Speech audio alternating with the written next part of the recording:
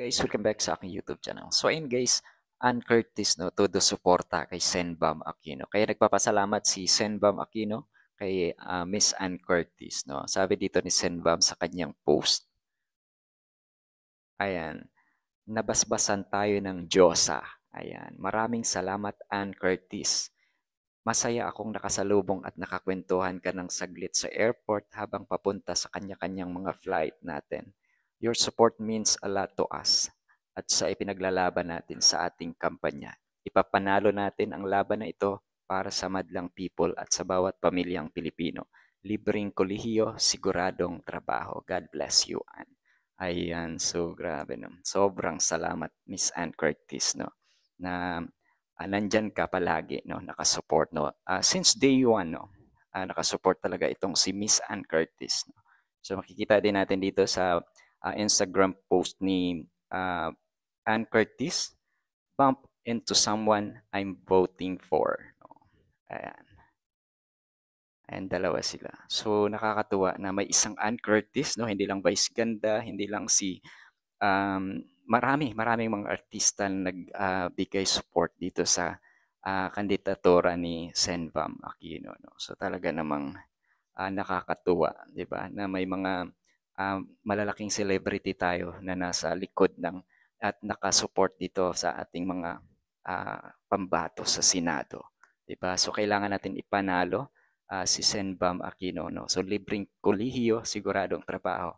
At si um, Senator Kiko Pangilinan, no, syempre, no. So kailangan po natin sila sa Senado, no. So alam natin sila yung talagang matitino, no.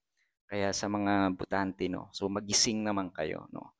Sa mga nag-iisip pa kung sino yung mga dapat iboto. So ito na, ang matitino, maaayos at handang maglingkod, no, sa mamamayang Pilipino, sa Pilipinas.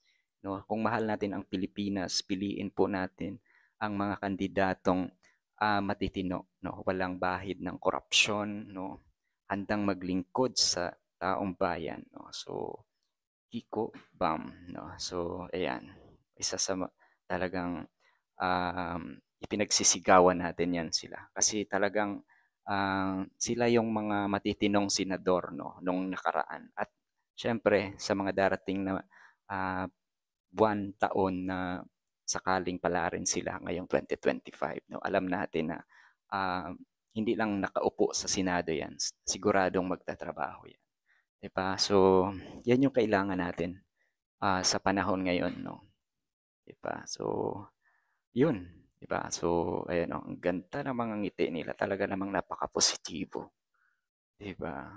So ayan, alam naman natin din na marami pa talagang mga celebrities na nandyan lang, nananahimik lang muna, pero talagang nakasuporta dito, no? Kasi alam ko napakatatalino ng mga celebrities na nagmamasid lang or nagmamatsyag lang na at alam natin na ang iboboto nila ay ang matitino.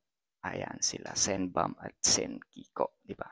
So yun lang guys, no? Thank you so much for watching. Thank you so much Ann Curtis sa pag support mo sa ating kandidato na si Senbam Aquino. Ayun. Thank you guys. Bye-bye.